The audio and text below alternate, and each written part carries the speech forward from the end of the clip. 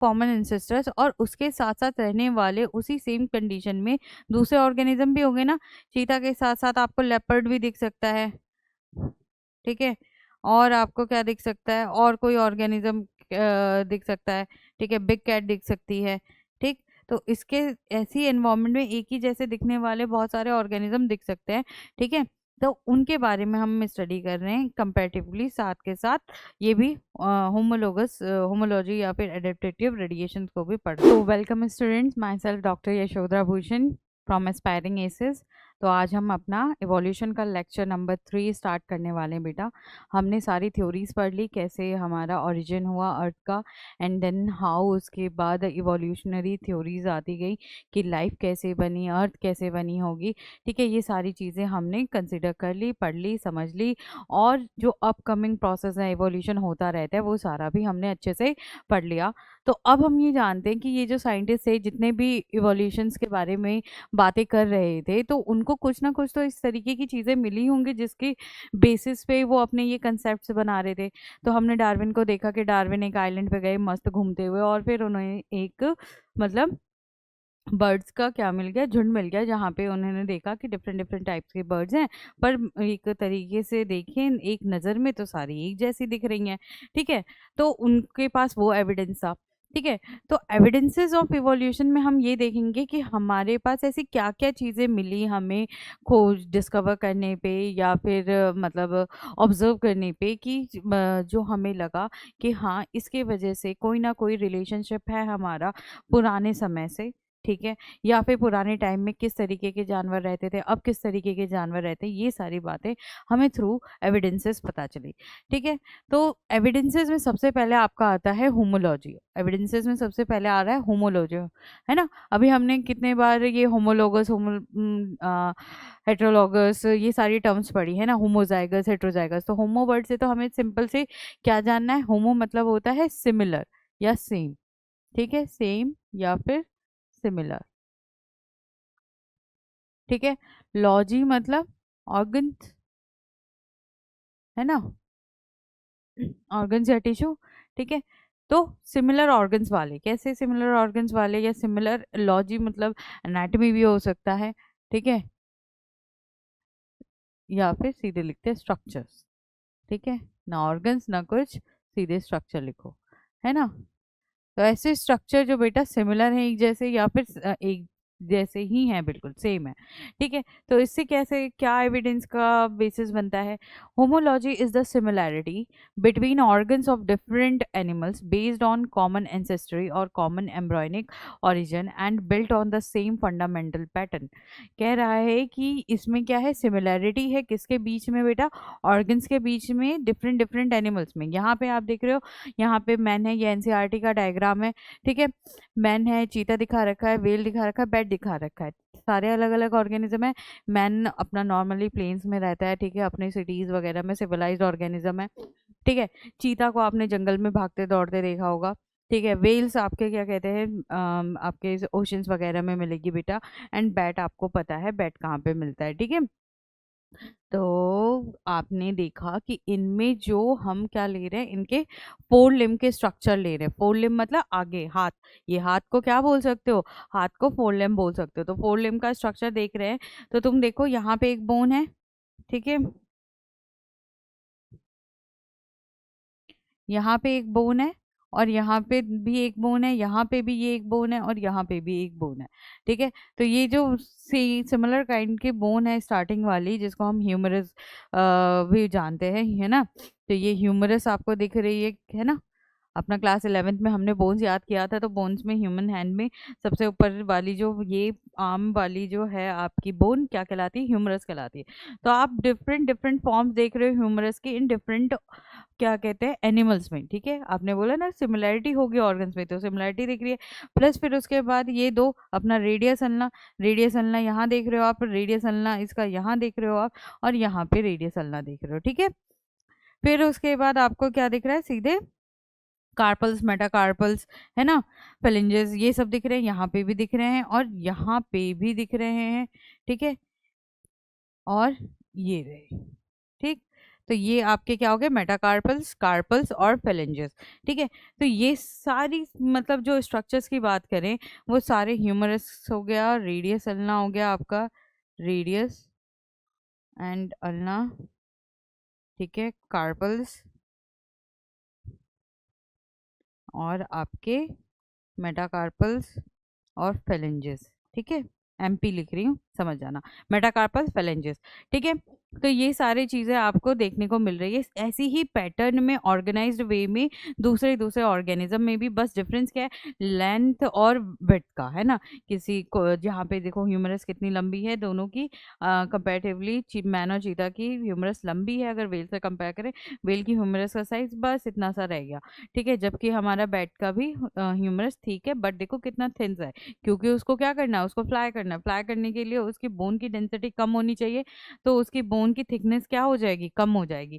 ठीक है, तो ये चीज़ देख रहे हो कि बिल्कुल सिमिलैरिटी दिख रही है ना इन सभी क्या कहते हैं, चाहे वो हैंड हो, क्या कहते हैं, मैन का, या फिर चीता के फोर लिम्ब हो, या फिर वेल के फिन्स हो, या फिर आपके बैट का विंग हो। ठीक है, तो इन सब में सिमिलैरिटी दिख रही है, पर इन सब के फंक्शन अलग है। हमें पता है हम हाथ से क्या करते हैं, हम हाथ से भागते देंगे चीता की तरह। ठीक है, वेल की तरह हम हाथ से स्विम करते हैं स्विमिंग के टाइम, बट जितना वेल करती है वैसे उस पर्पजली नहीं यूज करते। इवन बैट्स क्या करते हैं, फ्लाई करते हैं। ठीक है, तो सबके फंक्शन अलग हैं।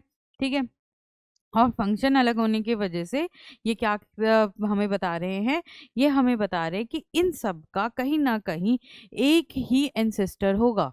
ठीक है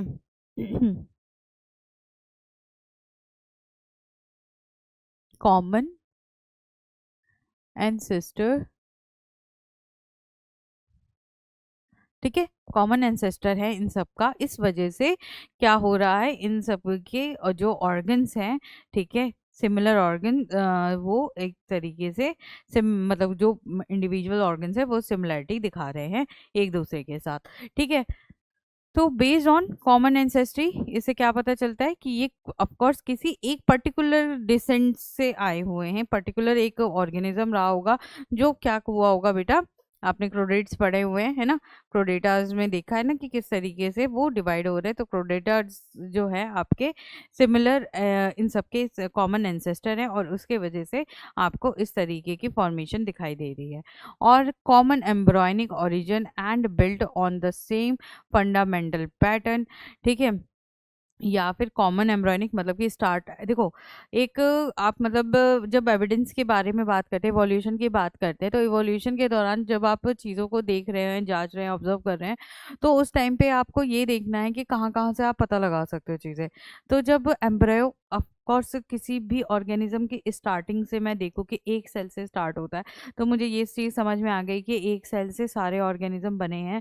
यानी जो सबसे पहली लाइफ फॉर्म आई होगी वो कम से कम एक सेल तो रही ही होगी। ठीक है, तो एक इवोल्यूशनरी कंसेप्ट वहाँ ये बनता है। ठीक है, फिर उसके बाद उन सबके ग्रोथ पैटर्न को पढ़ोगे, तो ग्रोथ पैटर्न में उनकी एम्ब्रोलॉजी को पढ़ोगे कि नहीं पढ़ोगे। तो जब एम्ब्रोलॉजी पढ़ोगे, एम्ब्रॉयनिक डेवलपमेंट पढ़ोगे किसी भी ऑर्गेनिज्म का, तो तुम देखोगे कि वो अपने कितने डिफरेंट डिफरेंट स्टेजेस से ग्रो करता है। जैसे कि गिल स्लिट्स होती हैं, कई जगह गिल स्लिट्स प्रेजेंट हो गई तो फिशेस है, गिल स्लिट्स क्लोज हो गई तो वो क्या हो गए, आपके लैंड एनिमल्स बनने चले जाते हैं। ठीक है, तो इस तरीके से आप एम्ब्रॉयनिक स्टडी करके भी आप इवोल्यूशनरी रिलेशनशिप का पता लगा सकते हो। ठीक है, तो इवोल्यूशनरी एम्ब्रॉयनिक पैटर्न पे भी हो सकता है, and build on the same fundamental pattern, या फिर एक ही पैटर्न मतलब एक ही तरीके से बने हो सकते हैं, but perform varied function, similar, क्या याद रखना है, सिमिलर स्ट्रक्चर से बट डिफरेंट फंक्शन कर रहे हैं, एंड हैव डिफरेंट अपीयरेंस। और अपीयरेंस अगर डिफरेंट फंक्शन करेंगे तो ऑफ कोर्स अपीयर भी डिफरेंट होंगे, है ना। हमारे हाथ या फिर चीता के फोर लिम्ब एक जैसे नहीं दिखते। इवेंचुअली हमारे हाथ और क्या कहते हैं वेल के हाथ में कितना फर्क है, आप साइज का फर्क देख सकते हो। आप उसमें क्या देख सकते हो कि बिल्कुल स्ट्रक्चरली जैसे हमारा पप्पर एपिडर्मिस, हमारे ऐसे फिंगर्स हैं, आप नोटिफाई कर सकते हो। मेटाकार्पल्स और फेलेंजेस आपको इवेंचुअली स्ट्रक्चरली दिखाई दे जाती हैं, बट इस कंडीशन में क्या दिख रहा है कि इस कंडीशन में ऐसा कुछ अलग नहीं दिखाई दे रहा है, ऐसा कुछ डिवीजन नहीं दिखाई देगा। प्लस इवन बैट्स की भी बात करें तो भी नहीं दिखाई देगा। तो स्ट्रक्चरली डिफरेंट, फंक्शनली डिफरेंट होने की वजह से उनका क्या कहते हैं, फिनोटाइप भी डिफरेंट है। Example, the flipper of a seal. Seal देखिए आपने, सील्स का भी हमने एग्जाम्पल किया था, बॉटल नेक वाला इफेक्ट, ठीक है। तो उसमें देखा था हमने कि जैसे सील है, ठीक है, उसके फ्लिपर्स हैं। और विंग्स ऑफ बैट की बात करें, फोर लिम्ब ऑफ मोल की बात करें, ठीक है, आपका चूहे जैसा जानवर मोल, ठीक है, उसके फोर लिम्ब की बात करें, फ्रंट लेग ऑफ हॉर्स की बात करें, है ना, घोड़े के आगे के पैर, ठीक है, यानी फोर लिम्ब भी बोल सकता है, ठीक है। सेम फोर लिम्ब मतलब आगे वाले क्या कहते हैं, हाथ, जिसको हाथ बोलते हैं कॉमनली, ठीक है।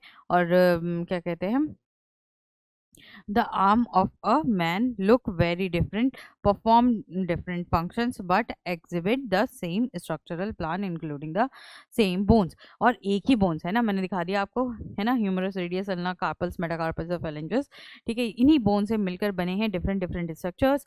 ये डिफरेंट डिफरेंट स्ट्रक्चर्स एक बात करें तो एनाटमी वाइज बहुत सिमिलर हैं, क्योंकि एक ही तरीके की चीज़ों से मिलकर बने हैं, बट क्या कर रहे हैं, उन के फंक्शन सबके अलग अलग है ना। जैसे मिट्टी के बर्तन समझ लो, मिट्टी ली आपने और मिट्टी से डिफरेंट डिफरेंट स्ट्रक्चर बना दिए, तो वो मिट्टी क्या हो गई, वो बोन्स हो गए बेटा।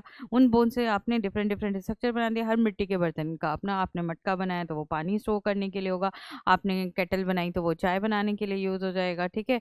तो इस तरीके से अलग अलग आप मतलब स्ट्रक्चर देख रहे हो, उनके फंक्शन अलग अलग देख रहे हो, पर रॉ मटेरियल यानी कि उनका जो बेसिक स्ट्रक्चर है वो सबका सिमिलर है। और ये कहीं ना कहीं ये चीज़ पता करता है, पता चलता है इनसे कि ये सारे कहीं ना कहीं एक ही पोजीशन से ओरिजिन हुए होंगे, एक ही पॉइंट से ओरिजिन हुए होंगे, ठीक है। जो कि क्या हमें बताता है कॉमन एंसेस्ट्री के बारे में बताता है। तो क्वेश्चन क्या आएगा, क्वेश्चन आएगा कि होमोलोगस ऑर्गन जो है वो क्या क्या रिप्रेजेंट करता है, कॉमन एंसेस्ट्री रिप्रेजेंट करता है कि नहीं, हाँ सही बात है। क्या वो सिमिलर स्ट्रक्चर्स रिप्रेजेंट करता है, हाँ ये भी सही बात है। क्या वो सिमिलर फंक्शंस रिप्रेजेंट करता है, नहीं ये गलत बात है, सिमिलर फंक्शंस नहीं करता। तो आप ये एक चीज़ ध्यान रखनी है कि होमोलॉजी से आपको क्या क्या देखने को मिलेगा, सिमिलर स्ट्रक्चर्स देखने को मिलेंगे, कॉमन एंसेस्ट्री के बारे में पता चलेगा, कॉमन एंसेस्ट्री बोल दी, कॉमन एम्ब्रॉयनिक ओरिजिन बोल दे, या फिर built on the same fundamental pattern, एक ही रॉ मटेरियल से बने हुए हैं। एग्जाम्पल्स पूछ सकता है ना। एग्जाम्पल्स बहुत बार आया है कि मैन, चीता, व्हेल, बैट, इन सब के फोर लिम्ब कैसे हैं, एक जैसे हैं, ठीक है। फिर ये किस चीज़ के एग्जाम्पल है ये पूछेगा, तो ये आपके होमोलोगस ऑर्गन के एग्जाम्पल है। फिर तीसरा क्वेश्चन क्या बनता है, तीसरा क्वेश्चन बनता है, आपको मैचिंग्स आ सकती हैं इस पे, ठीक है, मैच करना होगा होमोलोगस ऑर्गन को, तो वो कर सकते हो, ठीक है। और क्या ध्यान रखना है कि ये कैसा है, अभी एक और टर्म पढ़ेंगे हम जिसमें क्या पढ़ने वाले हैं, अडेप्टिव रेडिएशन। अडेप्टिव रेडिएशंस के बारे में पढ़ेंगे, ठीक है। उससे पहले आपको जैसे यही क्या दिखा रखा था क्या कहते हैं, पहले अडेप्टिव रेडिएशन पढ़ लो, फिर उसके बाद ये डायग्राम समझते हैं, ठीक है। Study of homologous structures illustrates the occurrence of adaptive radiation divergent evolution। कह रहा है कि एक पॉइंट से स्टार्ट हुआ, कोई एंसेस्टर था मान लीजिए बहुत पहले पूर्वज, ठीक है। अब जैसे आपकी बात करें कि घर में आप लोगों के दादा परदादा, उन सब की बात करें तो वो एक ही जगह पे प्रेजेंट थे सारे। फिर धीरे धीरे आपके क्या कहते हैं दादा, दादा उनके भाई वगैरह वो सब अलग अलग जगह पे सेटल हुए। एंड देन फिर उसके बाद आपके पेरेंट्स हुए, आपके क्या कहते हैं हम चाचा, ताया, सब कोई अलग अलग जगह पे सेटल हुआ। एंड देन फिर अब हो सब अलग अलग है ना, तो ऐसे डाइवर्ज होते जा रहे हो, ठीक है। डाइवर्ज होते जा रहे हो तो नए कैरेक्टरिस्टिक्स डेवलप करते जा रहे हो, नए तरीके हैं ना, कोई क्या कहते हैं साउथ इंडिया में है, कोई नॉर्थ इंडिया में है, कोई ईस्ट में है, तो मतलब सबके पास अपना अपना रहने के लिए एडेप्टेशन अलग हो चुकी है, ठीक है। ऐसे ही धीरे धीरे और ऐसे डाइवर्जेंस चलती रही लंबी, तो सबका धीरे धीरे क्या हो जाएगा, सब स्ट्रक्चरली भी डिफरेंट होने लग जाएंगे, है ना। ऐसा नहीं कि बहुत डिफरेंट, मतलब लाइक कि जिस जिस तरीके का अगर एनवायरनमेंट चेंज होता रहेगा तो वैसे। तो डाइवर्जेंट इवोल्यूशन यही पॉइंट करता है कि कॉमन एंसेस्ट्री है एक, ठीक है, कॉमन कॉमन एंसेस्ट्री है, ठीक है। ड्यू टू, अब इनमें से मान लीजिए ये एक पॉपुलेशन थी, है ना, एंसेस्टर्स की। अब कुछ पॉपुलेशन एक पोजीशन पे गई, ए, कुछ पॉपुलेशन बी पोजीशन पे गई और कुछ पॉपुलेशन सी पोजीशन पे गई। ठीक है, ये मान लेते हैं ये लैंड पे थी, ये एयर में चली गई और ये चली गई वाटर में।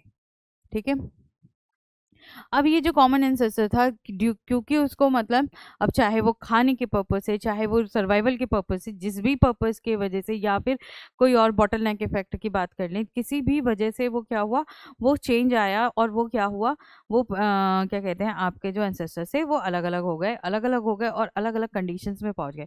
अब ये अलग अलग कंडीशंस में पहुंचने की वजह से उनको अडेप्टेशन करनी पड़ेगी। लैंड वालों को लैंड के तरीके से मॉडिफाई होना पड़ेगा, एयर वालों को एयर विंग्स की ज़रूरत होगी, उड़ने की ज़रूरत पड़ेगी, तो वो अपना उस तरीके से मॉडिफाई होंगे।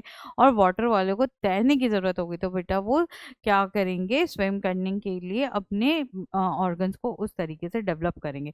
प्लस उन्हें वाटर में रहने के लिए सांस चाहिए, तो सांस के लिए गिल्स भी डेवलप करेंगे। तो these are different different forms of structures जो कि डिफरेंट डिफरेंट कंडीशन में होने की वजह से क्या हुए हैं, इवॉल्व हुए हैं। इस चीज को हम क्या बोलते हैं, देखो डाइवर्ज हो रहा है ना, ऐसे फैल रहा है, इस चीज को हम बोलते हैं डाइवर्जेंट इवोल्यूशन। तो होमोलोगस ऑर्गन क्या शो करता है, होमोलोगस स्ट्रक्चर आपको डाइवर्जेंट इवोल्यूशन दिखाता है। ठीक है, एक कॉमन एंसेस्टर के में क्या शो हो रहा है, क्या कहते हैं, होमोलोगस ऑर्गन्स अगर शो हो रहा है तो वो किस वजह से हो रहा है, क्योंकि वो डाइवर्ज हो चुके थे। ठीक है, तो डाइवर्जेंट इवोल्यूशन होगा। ठीक है, और ये ऑर्गन्स किस वजह से इस तरीके से हुए, एडेप्टेशन की वजह से, इसलिए इसे क्या बोलते हैं, एडेप्टेटिव रेडिएशन भी बोलते हैं। क्या बोलते हैं इसे, एडेप्टेटिव रेडिएशंस। ठीक है, adaptive radiations represents evolutions of new forms in several directions from the common ancestral type divergence. एक ही एंसेस्टर होना चाहिए। ठीक है, एक एंसेस्टर लिया हमने और वो क्या हो गया, डाइवर्स हो गया, सेवरल डिफरेंट डायरेक्शन में पहुंच गया है ना, डिफरेंट डिफरेंट डायरेक्शन आपको दिखा दी। अलग अलग डायरेक्शन में पहुंचने की वजह से अलग अलग फॉर्म्स डेवलप हुई और इसके वजह से ये अडेप्टिव रेडिएशन आ रही। बहुत सिंपल। ठीक है, तो एक साथ तीन टर्म याद रखनी है। कौन सी तीन टर्म, अगर होमोलोगस पे क्वेश्चन आए तो आपके दिमाग में सीधे सीधे बैठना चाहिए, होमोलोगस स्ट्रक्चर माने कि adaptive adaptive radiation, adaptive radiation के साथ डाइवर्जेंट डाइवर्जेंट इवोल्यूशन।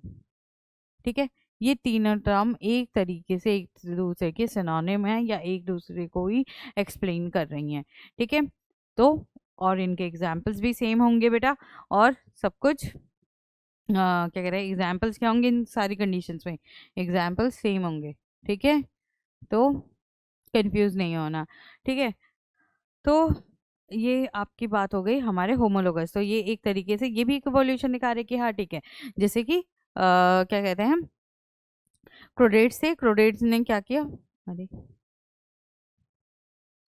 क्रोडेट से डिफरेंट डिफरेंट क्या कहते हैं, एनवायरमेंट में पहुंचते गए और डिफरेंट डिफरेंट फॉर्म्स और स्ट्रक्चर्स बॉडी के बनाते चले गए। ठीक है, बट अगर भी देखा जाए तो एक ही तरीके के स्ट्रक्चर सबके अंदर वर्टिब्रा है तो है ना। ठीक है, तो क्या कहते हैं, अब अपनी बात करते हैं एंसेस्ट्रल स्पीसीज की।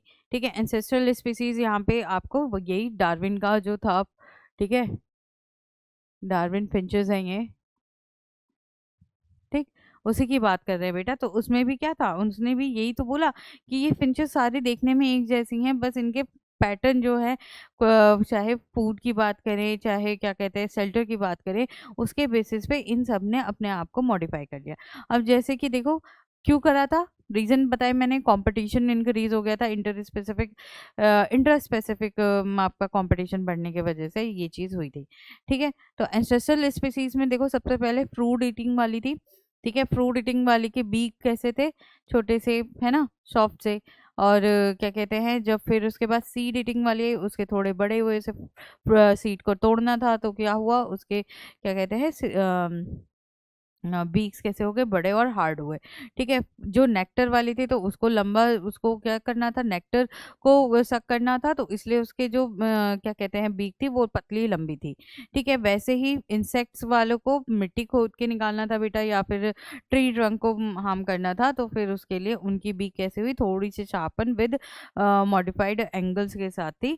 ठीक है, वो इंसेक्ट्स वाली थी, लीव्स वाली डिफरेंट टाइप की थी, उनको लीव प्लग करनी थी तो डिफरेंट टाइप की थी। तो इस तरीके से क्या हो रहा है कि ये कॉमन एंसेस्टर है ऑन द बेस। तो क्वेश्चन क्या आ सकता है कि होमोलोगस ऑर्गन जो बने हैं वो किस बेसिस पे बने हैं, वो आपके on the basis of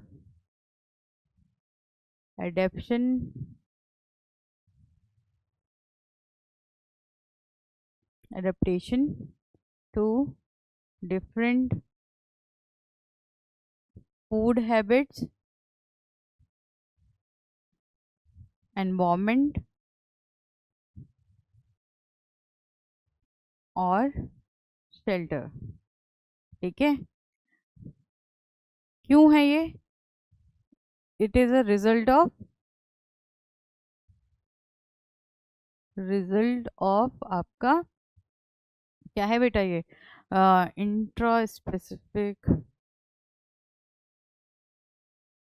competition. एक ही स्पीसीज में कंपटीशन बढ़ने के वजह से उसके मेंबर्स को, उस पॉपुलेशन को अलग अलग जाके, उन पॉपुलेशन में से कुछ लोग अलग अलग जाके बसने लगे, अलग अलग जगह पे अलग अलग क्या कहते हैं तरीके से रहने लगे। तो आपको डाइवर्जेंट क्या दिखती है, एवोल्यूशन देखने को मिलती है, एडेप्टेटिव रेडिएशन देखने को मिलती है। ठीक है, अगर मैं कहूँ कि उसके क्या कहते हैं आपके बैट के विंग्स किस तरीके से मॉडिफाइड है, वो एडेप्टेटिव रेडिएशन की वजह से मॉडिफाइड है। अल्टीमेटली वो हैं कैसे, वो हैं फोर लिम्ब ही। ठीक है, दिखने में फिन्स विंग्स हैं बट हैं क्या, हाथ ही हैं वो, है ना। ठीक, तो inter due to it is a result of inter specific competition increase in. ठीक है, इंक्रीज का साइन लगा देते, इंक्रीज इन इंट्रा स्पेसिफिक, आपके कंपटीशन बढ़ने के वजह से ऐसा हो रहा है। ठीक है, ठीक है। फिर ये आपके मॉर्सिपोल्स का ही दे रखा है, इसमें दिखा रखा है कि एक कॉमन एंसेस्टर है ये वाला। ठीक है, इस कॉमन एंसेस्टर से देखो एलिफेंट भी बनता हुआ दिख रहा है, कोआला भी बनता हुआ दिख रहा है, चीता भी बनता हुआ दिख रहा है, मूल भी है। ठीक है, डियर भी है, सील भी है, कैंगरू भी है, और क्या कहते हैं आपका स्क्विरल और बैट। ठीक है, ये सारे आपके क्या दिखा रखे हैं, एक ही ऑर्गेनिज्म से उसके अलग अलग। सोचो कितनी डिफरेंट फॉर्म्स है, कभी इस चीज को देख के लगेगा नहीं कि ये दोनों एक दूसरे से कॉमन एंसेस्टर्स हैं, है ना। कभी स्क्विरल को देख के लगेगा कि वो एलिफेंट का कोई कॉमन एंसेस्टर, दोनों एक ही मतलब घर से आए हुए हैं लोग हैं, नहीं, कभी नहीं कह सकते।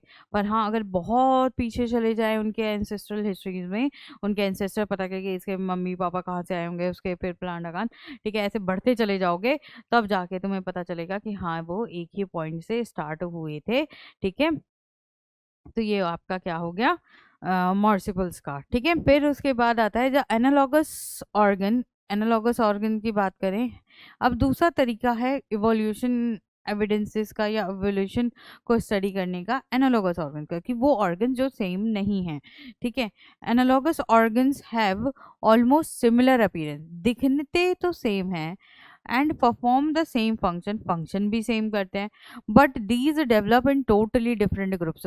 पर ये टोटली डिफरेंट मतलब जिनके कोई कॉमन हिस्ट्री नहीं रही है, कोई कॉमन क्या कहते हैं उनका एंसेस्टर नहीं है, और वो क्या कर रहे हैं, एक जैसे करेक्टर्स ही क्या कर रहे हैं, बेयर कर रहे हैं। तो इस चीज़ को हम क्या बोलते हैं, एनालॉगस ऑर्गन्स बोलते हैं। Totally different in the basic structure and development of origin. Example, wing of a butterfly, है ना, एग्जाम्पल जरूर ध्यान रखना है।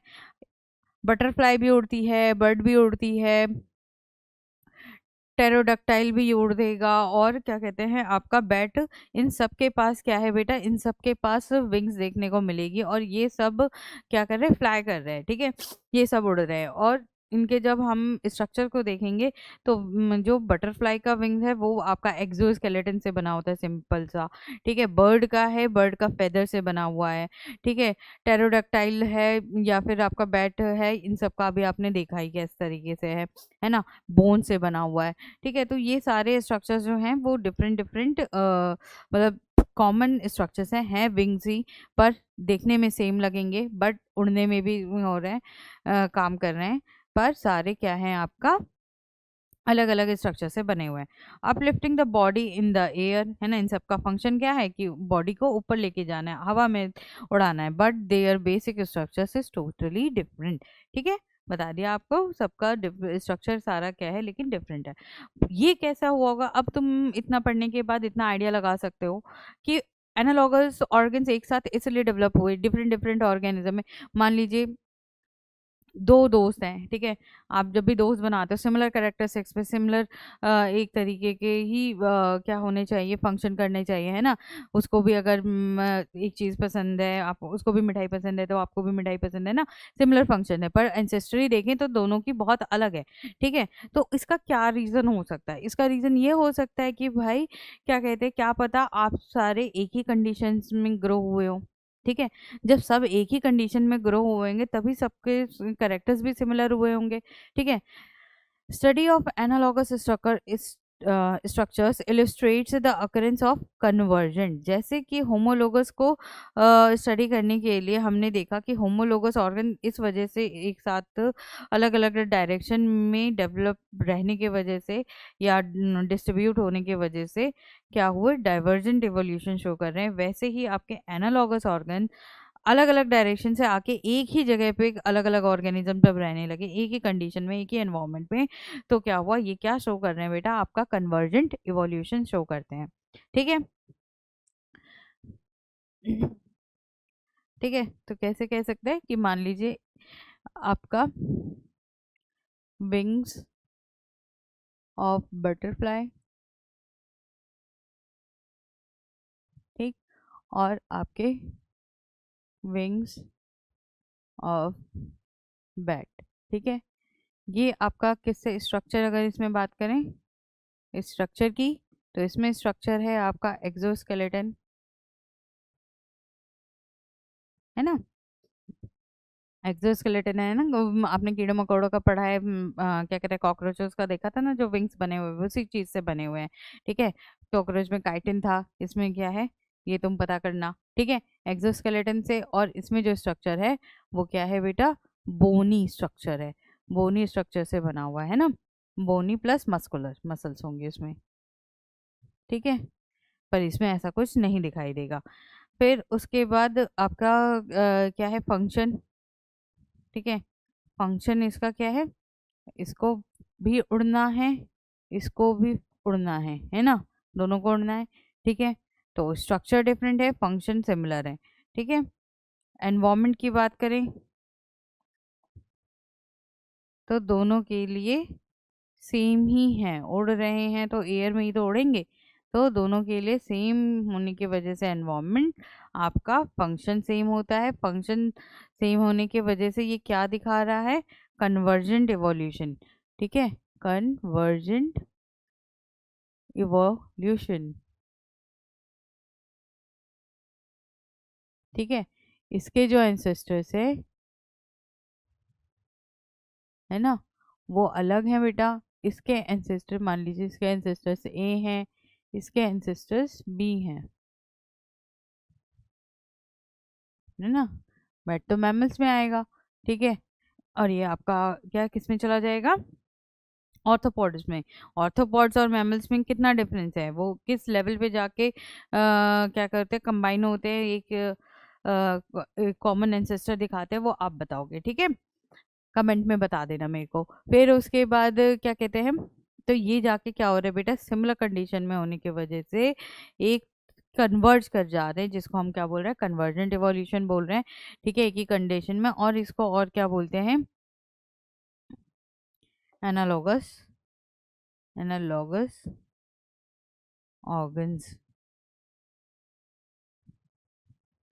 ठीक है,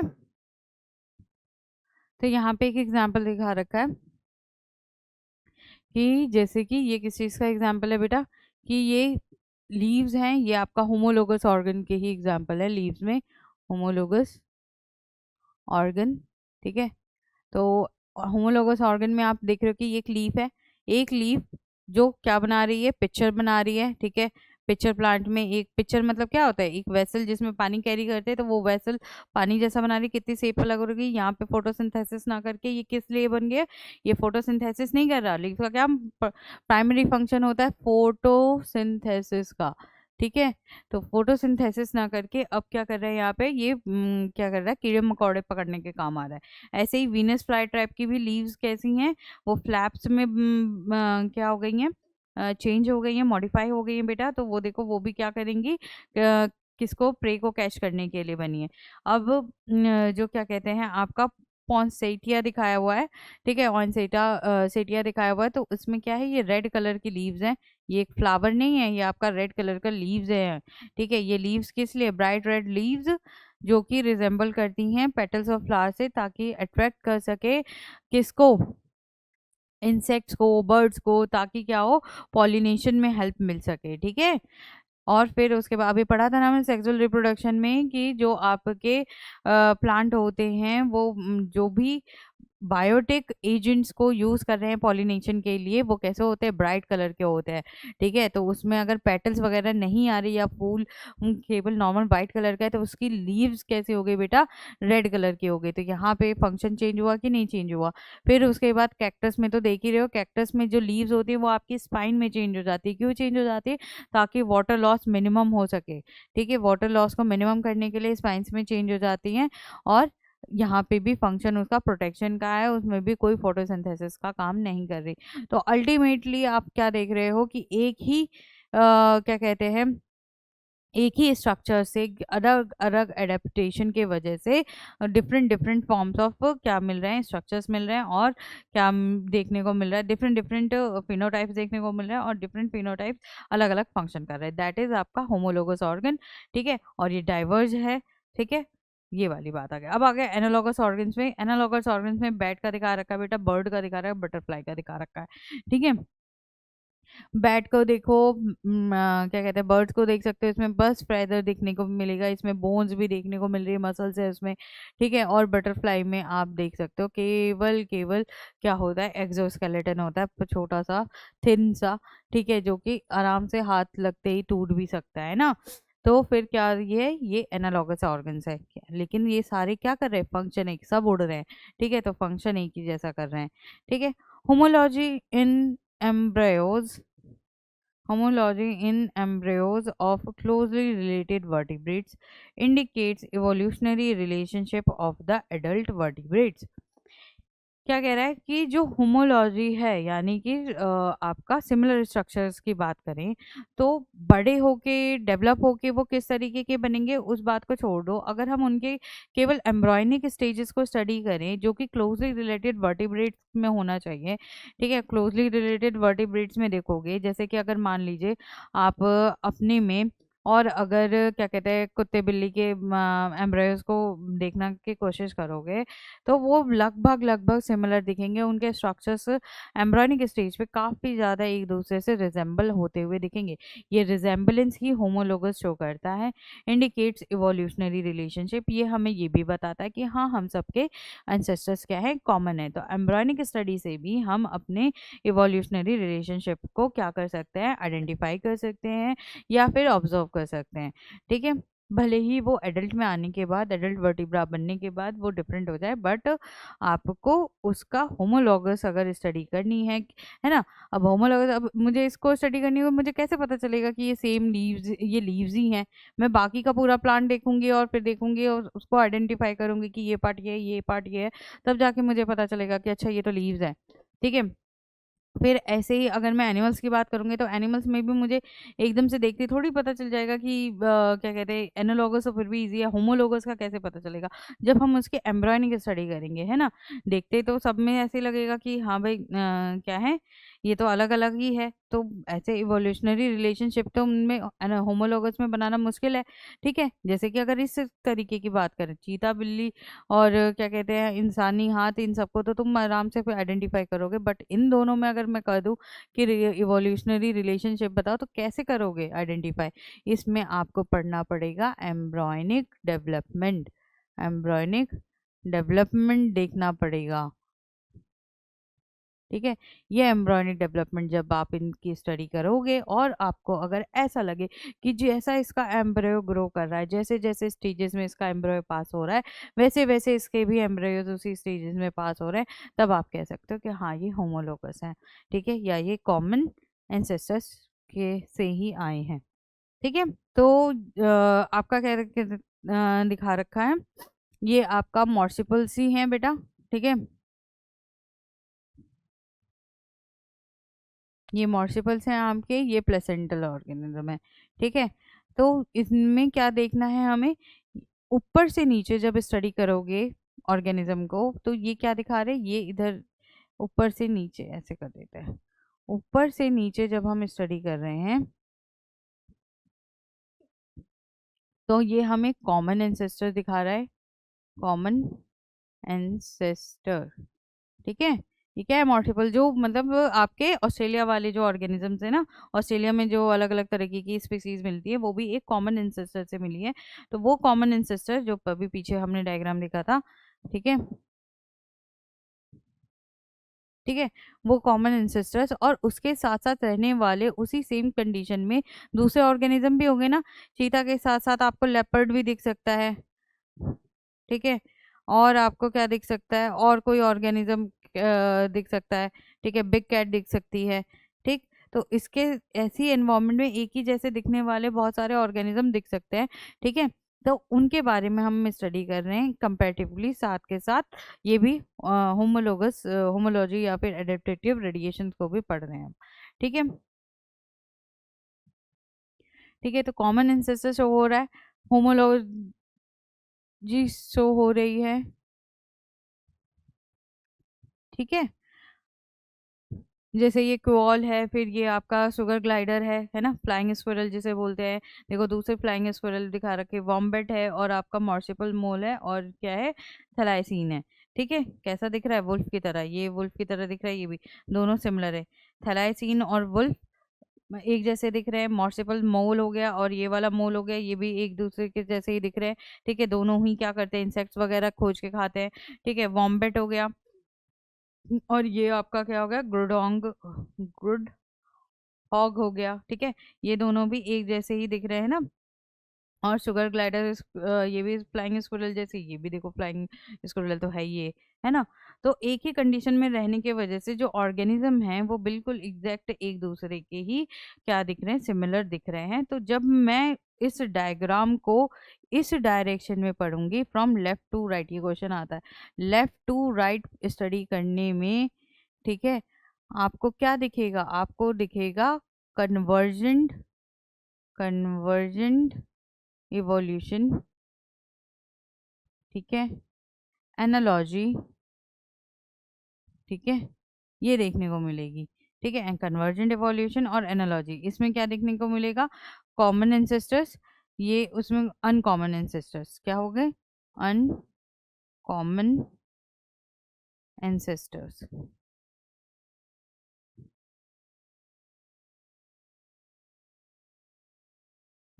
ठीक बेटा, और क्या मिलेगा यहाँ पे आपको मिलेगा डाइवर्जेंट इवोल्यूशन या फिर एडेप्टिव रेडिएशन। ठीक है, तो ये क्वेश्चन पूछता है, कैसे पूछेगा, क्वाल और शुगर ग्लाइडर में क्या रिलेशनशिप है, क्वाल और वॉम्बेट में क्या रिलेशनशिप है, शुगर ग्लाइडर वॉम्बेट में क्या रिलेशनशिप है, मॉर्सिपल मॉल या फिर थलाइसिन में क्या रिलेशनशिप है। तो आपको याद होने चाहिए कि क्वाल, शुगर ग्लाइडर, वॉम्बेट, मॉर्सिपल मोल और थलाइसिन, ये सारे आपके क्या है, मॉर्सिपल्स है। मॉर्सिपल्स जो ऑस्ट्रेलिया कॉन्टिनेंट में मिलने वाले आपके डिफरेंट डिफरेंट ऑर्गेनिज्म या फिर स्पीसीज हैं, जो कि एक ही एंसेस्टर से क्या हुई हैं, ऑरिजिनेट हुई हैं। देन इसमें कैंगरू भी आ जाएगा। ठीक है, फिर उसके बाद आपका आता है प्लेसेंटल, प्लेसेंटल मतलब मेमिलियन जो आपके हैं आपका जिसमें भी ऑर्गेनिज्म में प्लेसेंटा बनती है, ठीक है, उनको अलग से स्टडी करा गया। तो उनमें देखा कि वो वाइल्ड कोट हो गया, सॉरी वाइल्ड कैट है, आपकी फ्लाइंग स्क्विरल है, ग्राउंड हॉग हो गया, आपका मोल हो गया और वुल्फ हो गया, ये भी आपस में, ये जो सब भी एडेप्टेटिव रेडिएशन शो कर रहे हैं बेटा, ये भी कॉमन एंसेस्टर शो कर रहे हैं, ये डाइवर्जेंट इवोल्यूशन शो कर रहे हैं, ये बात इनके लिए भी रहेगी। बट अगर मैं लेफ्ट टू राइट क्वाल और वाइल्ड कैट की बात करूं तो ये कैसा शो कर रहा है, कन्वर्जेंट इवोल्यूशन शो कर रहे हैं। एनालॉगस ऑर्गन्स की बात तो होगी, और क्या होगा, अनकॉमन एंसेस्ट्री की बात होगी, ठीक है।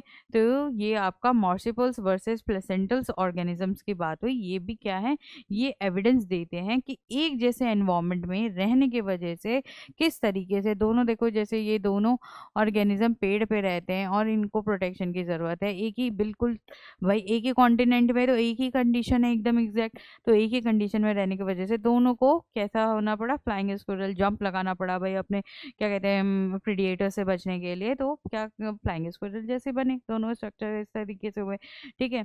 वुल्फ को देख सकते हो, यही बात आप मोल के लिए कह सकते हो, यही बात आप वॉम्बेट के लिए भी कह सकते हो, ठीक है।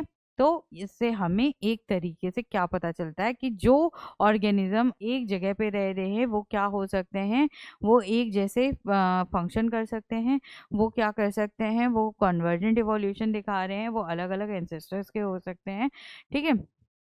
ये बात हमें पता चली एडेप्टेटिव रेडिएशन और आपका कन्वर्जेंट इवोल्यूशन के बारे में, ठीक है। क्लियर है, कोई पॉइंट नहीं छोटा, ठीक है। नेक्स्ट आगे मूव कर रहे हैं बेटा, आपका हैकल के बारे में। हैकल ने जो ये हम एम्ब्रॉयनर कह रहे हैं ना कि हम जो ये भी सारी बातें हैं कि कौन किससे रिलेटेड है, वो एम्ब्रॉयो के बेसिस पे भी पता लगा सकते हैं। तो ये हैकल ने ही ये फॉर्मुलेट किया था। Haeckel formulated the recapitulations theory of biogenetic law regarding this theory says that ontogeny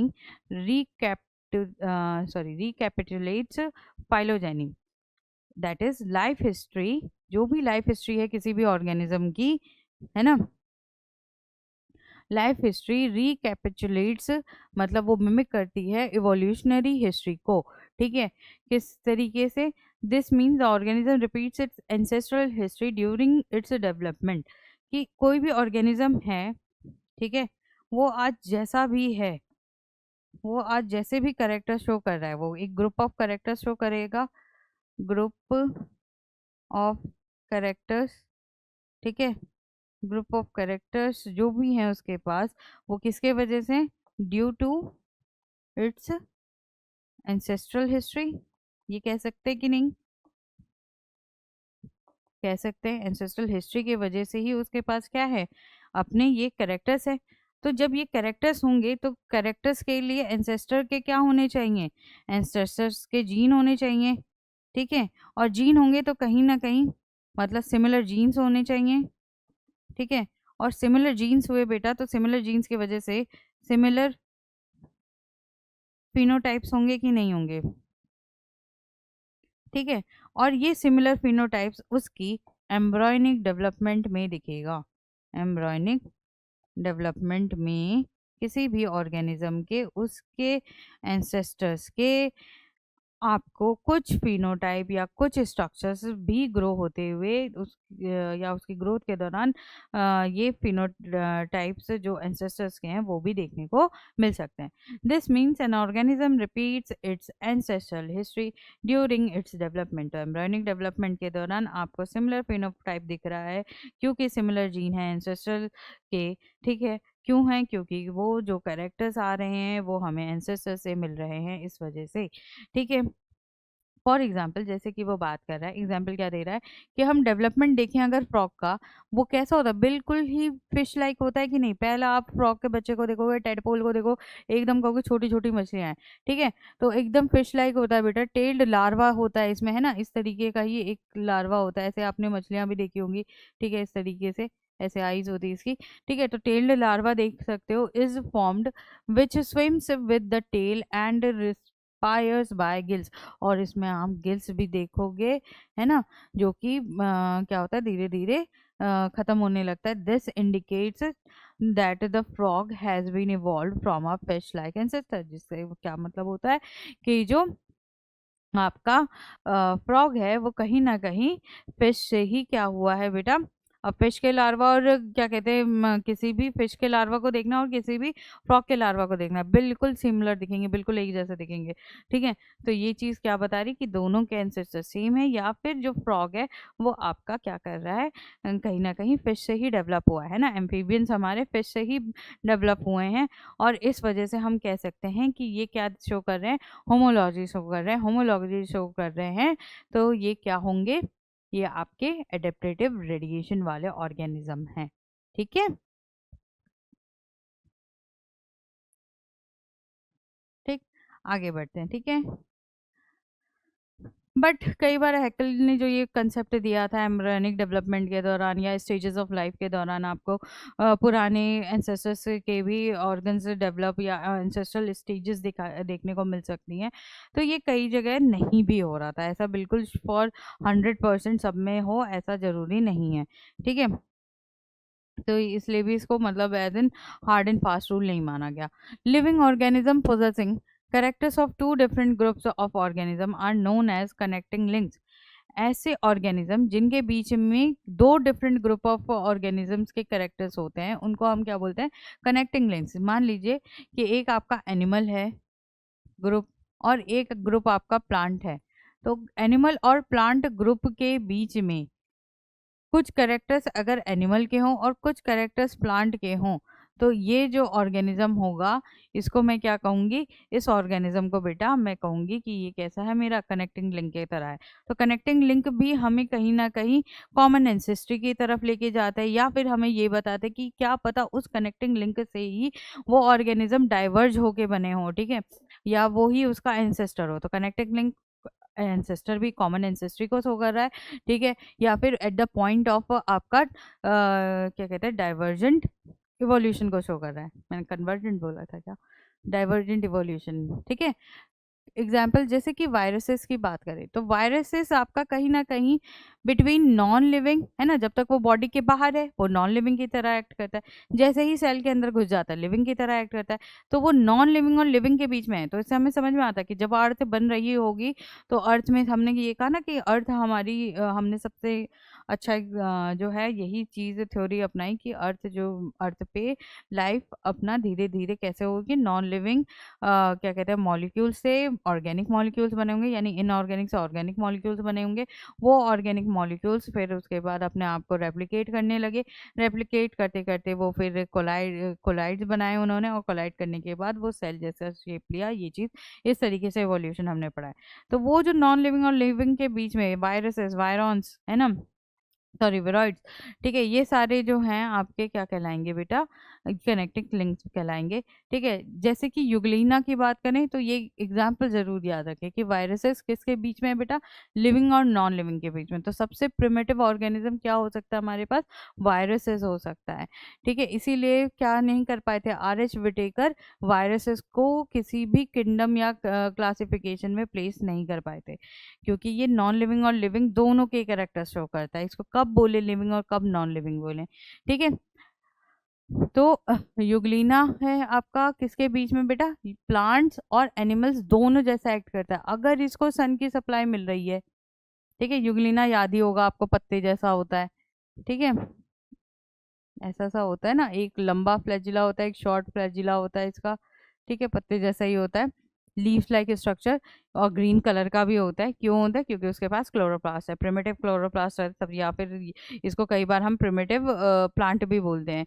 क्यों बोलते हैं, क्योंकि इसी के बाद से क्या आपको देखने को मिलेगा, इसी में ही प्लांट्स ओरिजिनेट हुए हैं, ऐसा मतलब ऑब्जर्व किया जा सकता है। ठीक है, तो युगलीना जो है प्लांट्स और एनिमल, और जब सनलाइट नहीं होती तो वो एनिमल्स दूसरे एनिमल्स को खा के अपना मतलब न्यूट्रिशन पूरा करता है। तो दैट इज युगलीना आपका क्या कहते हैं, प्लांट भी है और एनिमल भी, जिसको हम इस वजह से क्या बोलते हैं, पैकुलेटिव आपका क्या है, ये पैकुलेटिव हेटेरोट्रॉप भी है। पैकुलेटिव हेटेरोट्रॉप का क्या मतलब हो गया कि जब कंडीशन आ जाए तो वो ये आपका क्या बन सकता है, हेटेरोट्रॉप बन सकता है। फिर ऐसे ही पेरीपेटस की बात करें तो पेरीपेटस क्या है, एनालिडा और ऑर्थोपोडा के बीच में, यानी कि कीड़े मकोड़े के बीच में, वॉर्म्स कीड़ों और क्या कहते हैं, वॉर्म्स के बीच में, है ना। वॉर्म्स, एनालिडा क्या हो गया, वॉर्म्स, एनालिडा बेटा वॉर्म्स हो गए, ठीक है। और ये आपके इंसेक्ट्स हो गए, याद तो होगा ही आई गेस। अब सीयूईटी के लिए प्रिपेयर कर रहे हो तो इतना बेस तो आना ही चाहिए कि एनालिडा कौन से होते हैं, राउंड वॉर्म वगैरह, ठीक है। और ऑर्थोपोडा आपका इंसेक्ट्स हो गए, ठीक है। तो इनके बीच में आपको कौन सा जानवर देखने को मिलेगा, पेरीपेटस, पेरीपेटस बहुत इंपॉर्टेंट क्वेश्चन, ठीक है। तो पेरीपेटस क्या है, बिटवीन, ऑप्शन दे देगा, एनालिडा, ऑर्थोपोडा, ठीक है, या फिर दे देगा पॉरीफेरा और क्या कहते हैं, सिलेंट्रेटा। तो आपको ये याद रहनी चाहिए, यानी कि 11th की भी नॉलेज याद होनी चाहिए, है ना, ताकि आप ऑप्शंस को ये देख सको कौन सा सही है कौन सा नहीं है। अगर याद नहीं आ रहा सही वाला तो एटलीस्ट नहीं हो, या जो करेक्ट नहीं है उसके बारे में भी नॉलेज होनी चाहिए। ऑप्शन केवल सही पता हो ये ज़्यादा ज़रूरी तो है, बट उससे ज़्यादा वो भी ज़रूरी है कि ऑप्शन दूसरे क्यों नहीं है, ठीक है। बिटवीन एनालिडा एंड ऑर्थोपोडा, दूसरा बेलेनोग्लॉसस, बिटवीन नॉन क्रोडेट्स एंड क्रोडेट्स, है ना। बेलेनोग्लोटस को तो हमने जाना था, प्रोबॉक्सिस वगैरह ट्रंक देखी थी ना हमने इसमें। तो बेलेनोग्लोसस किसके बीच में है, नॉन क्रोडेट्स और क्रोडेट्स, इसीलिए ये किसका एग्जाम्पल है, या फिर बोल सकता है बेटा हेमी क्रोडेटा, क्रोडेटा आधा, आधा क्रोडेट्स, है ना। इसीलिए हेमिक्रोडेटा में भी, हेमिक्रोडेटा का एग्जाम्पल आपका ब्लेनेरोग्लोसस, जो कि नॉन क्रोडेट्स और क्रोडेट्स के बीच में होता है। फिर काइमेरा, काइमेरा या फिर चिमेरा बोल दो इसको, बिटवीन कार्टिलेजिनियस एंड बोनीफिशेस, ठीक है। तो बिटवीन कार्टिलेजिनियस एंड बोनीफिशेस आपका क्या हो रहा है, चाहे मेरा बोल दो, काइमेरा बोल दो, ठीक है। इसको क्या कहते हैं, ये फिश जैसा स्ट्रक्चर, या मतलब फिश तो है ही ऑफ कोर्स। तो ये फिश कार्टिलेजिनस और बोनी फिश दोनों, यानी इसमें दोनों चीज प्रेजेंट होती है, तो आधी कार्टिलेज होती है और आधी बोनी, दोनों स्ट्रक्चर्स प्रेजेंट होते हैं। They give a hint about evolution of one group. तो ऑफ कोर्स ऐसा नहीं होना था कि अचानक से ये चीज थी और फिर इसमें डेवलप हो गई, मतलब कि डायनासोर एकदम से छिपकली बन गया, या छिपकली एकदम से डायनासोर बन गई, मच्छर एकदम से दिखा देना जुरासिक पार्क के मच्छर एकदम से डायनासोर बन गए होंगे, ये इस तरीके से पॉसिबल नहीं हो सकता।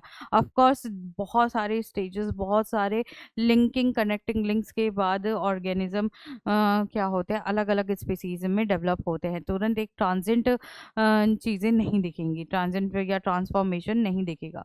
They give a hint about evolution of one group from the other, कैसे एक ग्रुप दूसरे ग्रुप से, यानी कि रिलेशनशिप दिखाता है ये बेटा, कि हर ग्रुप में कोई ना कोई रिलेशनशिप है। जैसे अगर मैं साइनोबैक्टीरिया का एग्जांपल लूँ, साइनो बैक्टीरिया, ठीक है, ये कनेक्टिंग लिंक है आपका किसके बीच में, ये आपका बैक्टीरिया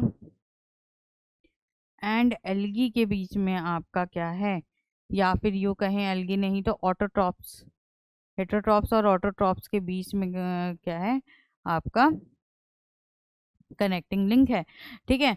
तो साइनोबैक्टीरिया की बात करें तो कोई भी ऑर्गेनिज्म एकदम से दूसरे फॉर्म में चेंज नहीं हुआ, या एकदम से वैसी स्पीसीज नहीं बना दी जिसके पास मतलब एकदम से अलग से कोई स्ट्रक्चर आ गया, नहीं। इसको टाइम लगा, इसको टाइम लगने के लिए एक और ऑर्गेनिज्म या फिर एक और स्पीसीज आई, जिसको जो बीच के मीडियम लेवल पे कह लो, या फिर हाँ मीडियम लेवल पे सारे करेक्टर्स रखती थी, ठीक है।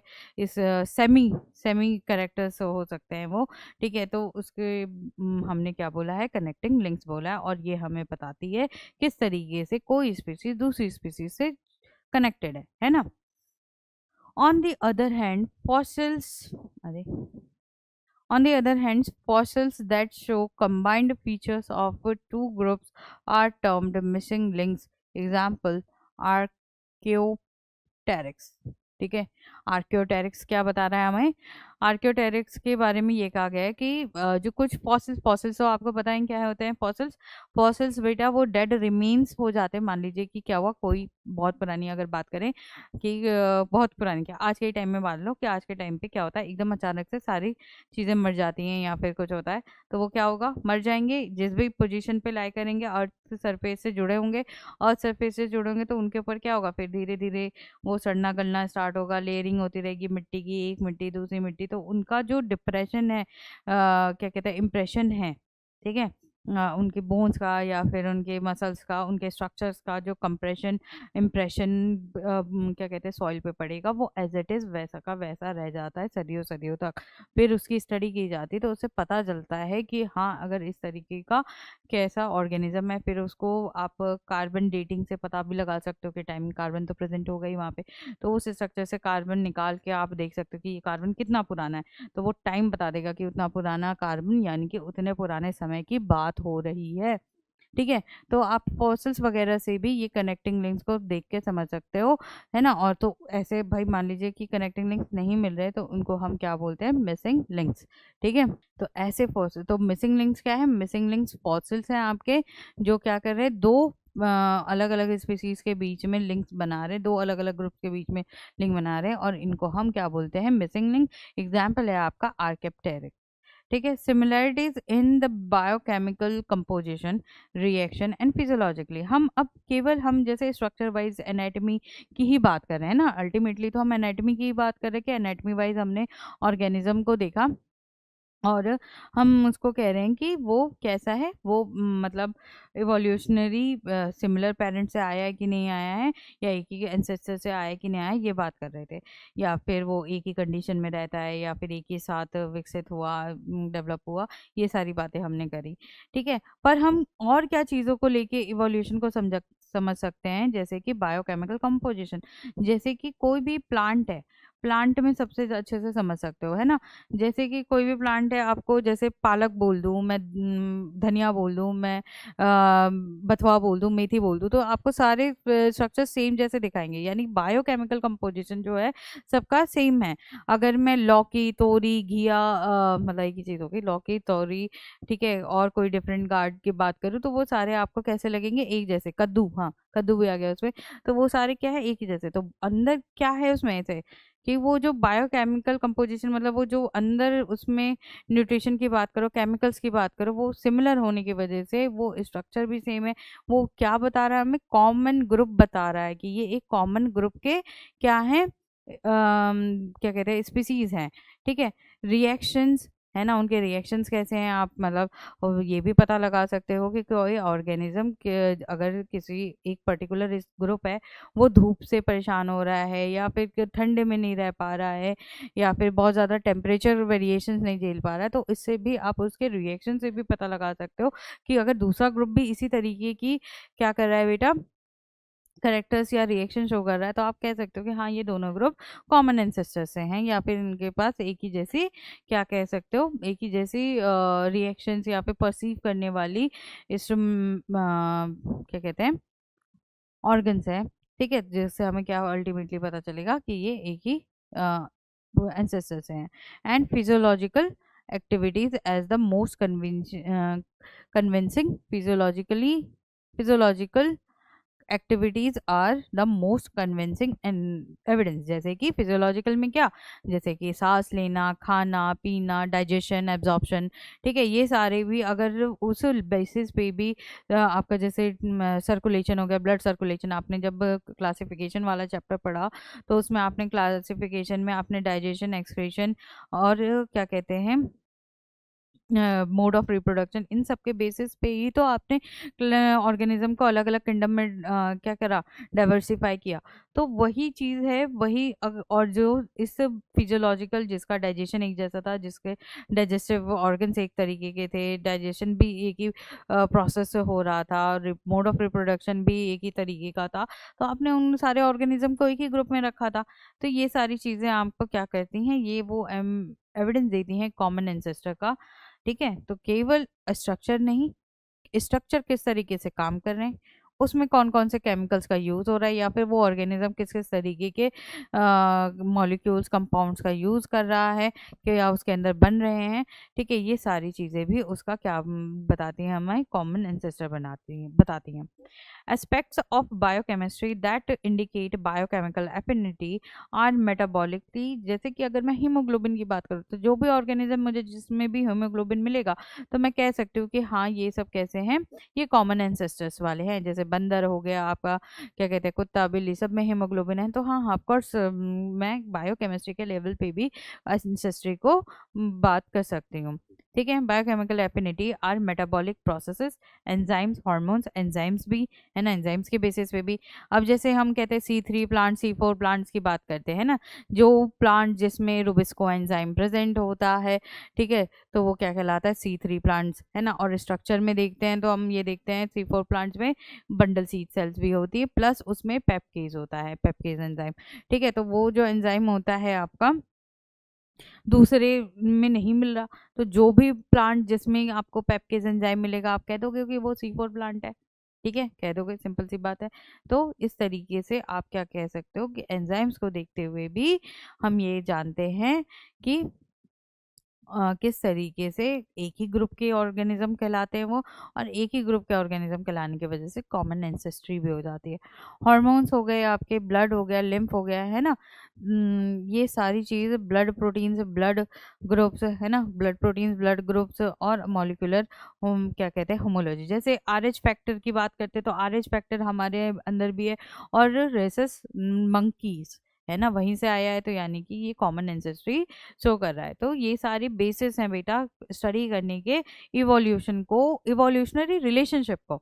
इवोल्यूशन को तो है ही, जब आप इवोल्यूशनरी रिलेशनशिप बनाते जाएंगे कि ये इससे रिलेटेड है, ये इससे पहले आया होगा, ये इसका प्रिमिटिव है, ये इसका एडवांस फॉर्म है, तो आप एक तरीके से इवोल्यूशन को भी पढ़ते आएंगे कि कहाँ से स्टार्ट हो रहा होगा, ठीक है, कहाँ पे पहले। अब हमें इतना समझ में आया कि पहले वायरस वेरॉइड्स आए होंगे, देन उसके बाद बैक्टीरिया आया होगा, वो बैक्टीरिया कैसा हुआ करता होगा, एनारोबिक हुआ करता होगा, फिर उसके बाद ऑक्सीजन आई, तो फिर उसके बाद कैसा बैक्टीरिया आया, आपके पास एरोबिक बैक्टीरिया है। फिर ये एरोबिक बैक्टीरिया को और अच्छे से मतलब पानी वगैरह और क्या कहते हैं दूसरे मॉलिक्यूल्स मिलने लगे, सनलाइट को उसने सनलाइट से क्या खींचना स्टार्ट किया, क्या कहते हैं अपना खाना बनाना स्टार्ट किया, तो साइनोबैक्टीरिया है। देन ये साइनोबैक्टीरिया अलग अलग कंडीशंस में गए, तो कहीं एल्गी बनी, कहीं यूग्लिना बना, प्रोटिस्टा बने, ठीक है। तो ये सारी चीज़ें आपने देखी, ठीक है। यही आपका क्या है बेटा, मोड ऑफ इवोल्यूशन है, मोड ऑफ क्या कहते हैं इवोल्यूशनरी रिलेशनशिप भी है, ठीक है। The direct evidence of organic evolutions comes from the study of fossils. अब इवोल्यूशन को स्टडी करना है, उसका एकमात्र प्रूफ जो आता है आपको सीधे सीधे कहाँ से आता है, फॉसिल से आता है, ठीक है।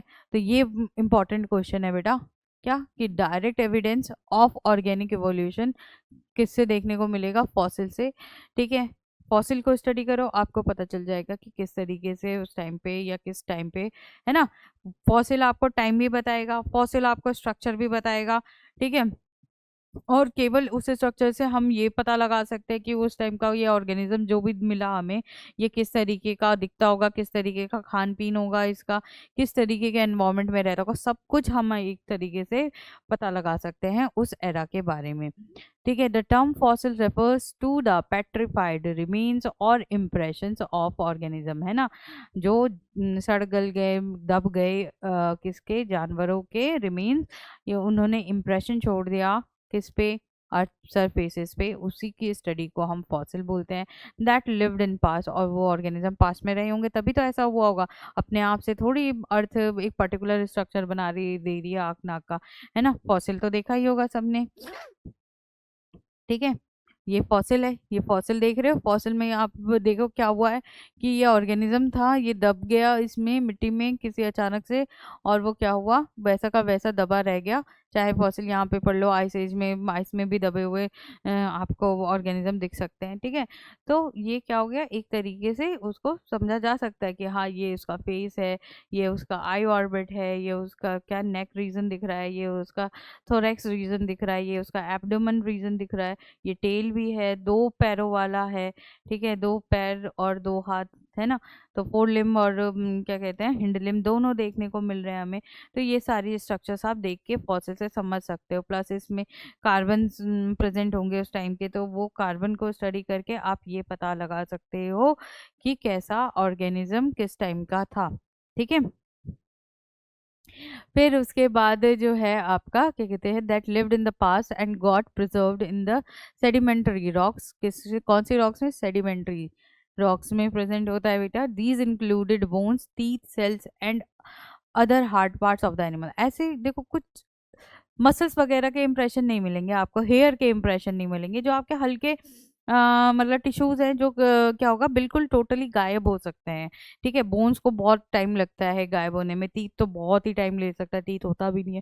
ठीक है, तो मतलब ऐसे हार्ड टीथ सेल वगैरह, ये हार्ड पार्ट्स हो गए, वो रह जाते हैं, उनके रिमेन्स, उनके इम्प्रेशन की वजह से क्या होता है, आपको वो मिट्टी हमेशा उठी हुई रहती है। फिर एक बार उठ गई तो उसके ऊपर लेयरिंग होगी, उसको दबाती नहीं है। ठीक है, तो ये इम्प्रेशन इस तरीके से सेडिमेंटेशन होता रहता है, और क्या होता है, आपको फिर फॉसिल दिखाई देता है। और plant body and also impression of imprints left by previous organism in the soft mud or the molds and cast of entire organism।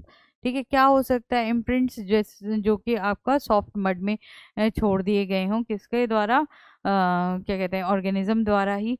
ठीक है, या फिर आपका जैसे कि मतलब आप कहते हैं ना, टाइगर रिजर्व वगैरह में जो होता है, जो टाइगर्स का नंबर पता करना होता है, टाइगर्स के अलग अलग हमें देखना होता है कि टाइगर, ये एक ही टाइगर है, अलग अलग टाइगर है, तो हम टाइगर के पॉज के इम्प्रेशन को लेते हैं, स्टडी करते हैं।